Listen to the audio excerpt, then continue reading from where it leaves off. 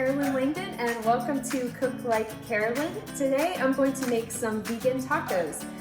And the ingredients that you'll need for this, first and foremost, you will need walnuts. I would say this is probably about 3 cups of walnuts, but I'll make sure to put the recipe online for you so you'll be able to know the exact measurements. But we have some walnuts here. I soaked mine for several hours. The soaking will give a different texture than if you use them dry. You can use them dry as well, so if you want to make this last minute, you don't have time, you can definitely use them dry or even only soak them for about 30 minutes. But I wouldn't not make the recipe because you didn't soak the walnuts. So we have the walnuts. For the walnuts, for the flavoring, we're going to use obviously Mexican taco flavors. So cumin and chili powder are really the 2 main flavors that make up my taco seasoning. So we'll use those. We also have cayenne. We also have oregano. I have onion powder. I also have garlic powder over here. Let me grab that. Salt and pepper, of course. An interesting ingredient that maybe a lot of people don't use, coconut aminos. This has a flavor kind of like soy sauce, so I actually use it in place of soy sauce in a lot of my cooking. It just, to me, has more nutritional value than soy sauce, and it's gluten-free. Obviously tamari is as well, but this is not soy-based, so there's no soy in here. And there's been some debate recently on whether or not soy is good for you. And then your favorite hot sauce you can add as well. So I have Frank's Red Hot, which happens to be my favorite hot sauce. So those are all the flavors for the actual taco meat, the walnut taco meat. Also here I have 1 onion and 2 bell peppers that I've sauteed in a pan. And that's for a topping for the tacos. Obviously you can top your tacos however you want, so that would be optional if you don't want to use it. In this bowl here we have ingredients to make a pico de gallo salsa, a fresh salsa. So I have 4 Roma tomatoes, or you could use 2 or 3 larger tomatoes. I have 1/2 of a red onion. I have probably 3 tablespoons of cilantro chopped. And then I also had some scallions or green onions, about 2 tablespoons, but that was like 2 stalks. And that's an optional ingredient that I just happened to have to add a different onion flavor. But if you didn't have red onions and you had white onions, that would be fine. Or if you only had green onions, that would be fine too.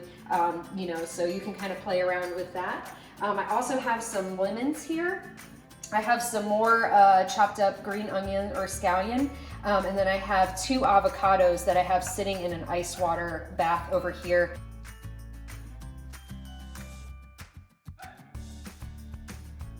So now I'm going to take the walnuts and put them in the food processor and pulse it a few times until I get the texture of basically ground beef.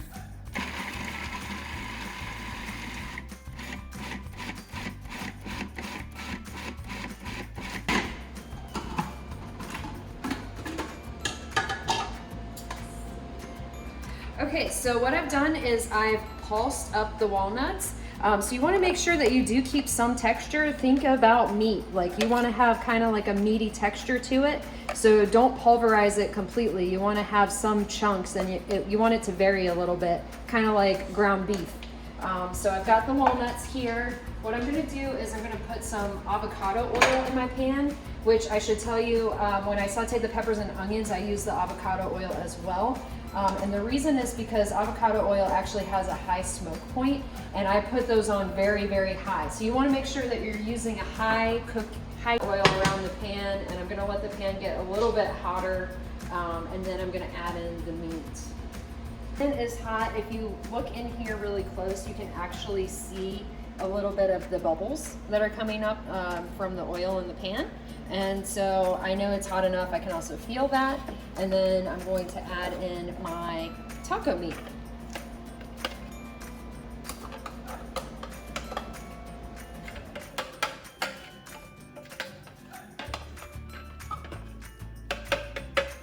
And you can see I'm holding the bottom of the blade with my finger so that the blade doesn't come out on me into the bowl. So you just want to be a little bit careful. That is a very extremely sharp blade. So just, you know, be aware. They meat everywhere.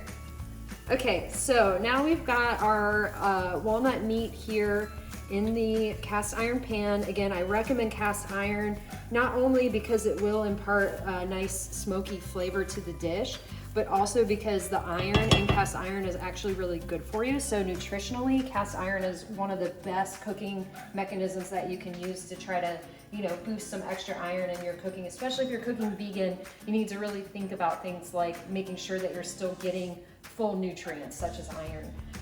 So that's a good tip as well to keep in mind. Okay, so now I'm gonna add some chili powder.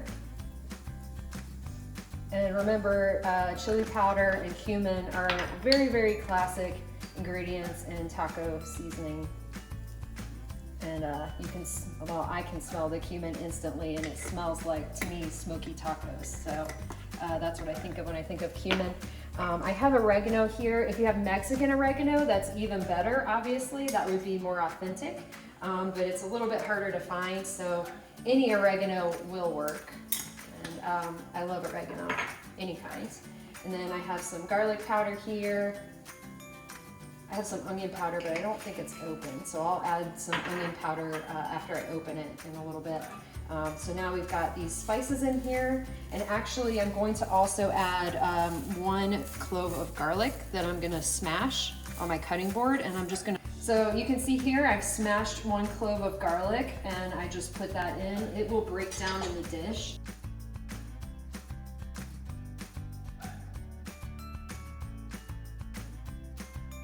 I have my onion powder open, so I'm gonna add that as well. And then I'm also going to add my coconut aminos.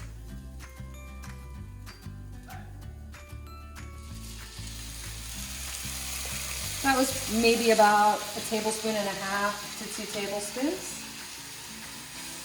And the coconut aminos also will give your taco meat that brown color to make it look even more like meat.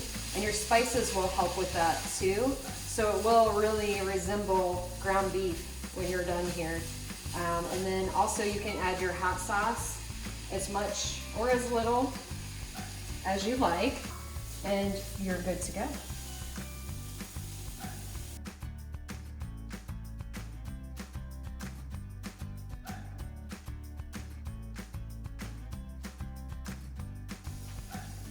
Okay, so now I'm gonna add some salt and pepper as well. I forgot to add that earlier.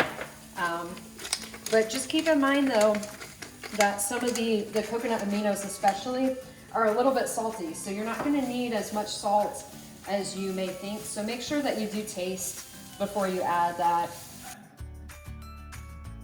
The cayenne, of course there's cayenne in your hot sauce too. So don't overdo it on that because it can make your dish really spicy too. So, you know, just do it to taste, as much or as little as you want.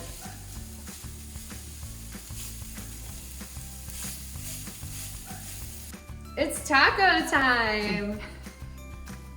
So you can warm your tortillas in many different ways. You could just warm them by putting them in the oven. You could microwave them. I'm just pushing my taco meat off to the side, and I'm just gonna individually warm each one because I'm not making a super whole bunch. And I have here gluten-free organic corn tacos, obviously sticking with the gluten-free theme. And I'm just gonna stick them in and kind of warm them up one at a time with the meat on the side so that the meat doesn't get cold on me while I'm warming the tortillas. Now, while we're waiting on the tortillas to warm, I'm just gonna finish up my salsa over here, or my pico de gallo. One thing I should mention is that you can definitely add jalapeno or chili peppers to this if you want it spicier. I've opted to not do that here today. And I'm actually gonna turn this into guacamole salsa by taking some avocado and adding it as well. So I have 2 avocados here that I've actually been leaving in ice water with a little bit of lemon in it. And what that does is it prevents the oxidation of the avocado so that they won't turn brown. So I'm just gonna take these out here now. I've already sliced them. Obviously, I've taken them out of the peel. And so I'm just gonna finish them off by dicing them. And then I'm gonna put them straight into my bowl with my other ingredients that I have. If you don't wanna make guacamole salsa, then don't add avocado to the bowl that you've already made your pico in. got a couple of warm tacos here, and I'm just gonna add some of this taco meat. You can see I got some nice charred bits here in the meat, just literally by not turning it, not stirring it and letting it char a little bit. So there we've got our taco meat down on our tacos. And then we have whatever toppings you want. Actually, I forgot, we've got our peppers and onions over here, which maybe I'll just use this spatula. Put some of these on.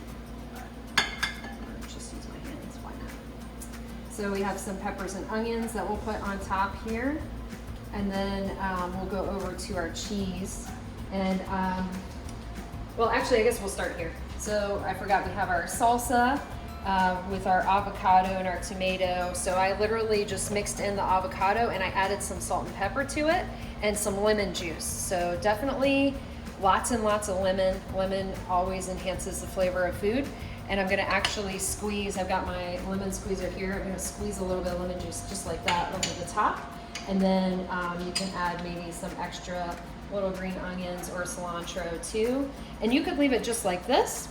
Or we have some vegan cheese options here. We have Colby Jack shreds, and we also have this vegan feta, which actually has a taste and texture similar to like Mexican cotija cheese. So you can literally crumble that over the top.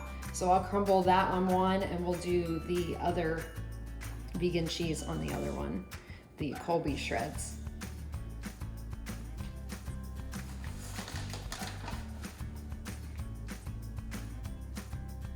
And these might actually melt if I had put it down by the meat, but obviously up here they won't really melt. But there is our taco night. Woohoo!